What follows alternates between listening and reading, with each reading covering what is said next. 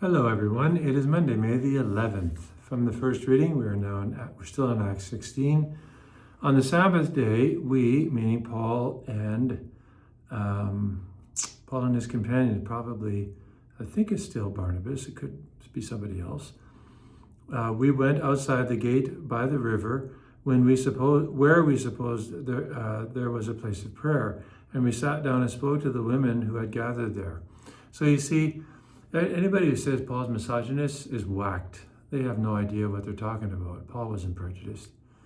He would have been brought up in obviously a strict cultural Jewish situation, but the gospel really changed his approach to so many things. And so he preaches to the women. He's looking for any audience that will listen. That's his whole aim, is to speak the good news to anyone. And he's not put off by what we call gender, sex, male or female. Certainly color of skin doesn't mean anything to him. He just wants to preach the good news wherever the venue allows it. And so that's precisely what he does.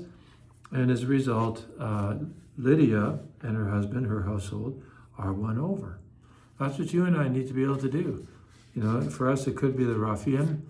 It could be the person who's, doesn't look all that great. It could be our family members, but they got to be disposed, right? You just don't force it down their throat or try to come off as a know-it-all.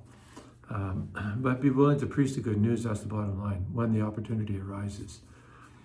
So to the gospel, John chapter 15, when the advocate comes, whom I will send to you from the Father, the Spirit of truth who comes from the Father, he will testify on my behalf. You also are to testify because you have been with me from the beginning. So that's one of the things, if you will, that the Holy Spirit is going to help us do. I will send him to you, the Spirit of truth. You will also testify. You also are to testify because you have been with me from the beginning. So the Holy Spirit will help us with the gifts that will be granted to us: wisdom, understanding, courage, fortitude, wisdom, understanding, courage, knowledge, fortitude, piety, and fear of the Lord. So he will help us witness to the truth, but again, we have to be disposed.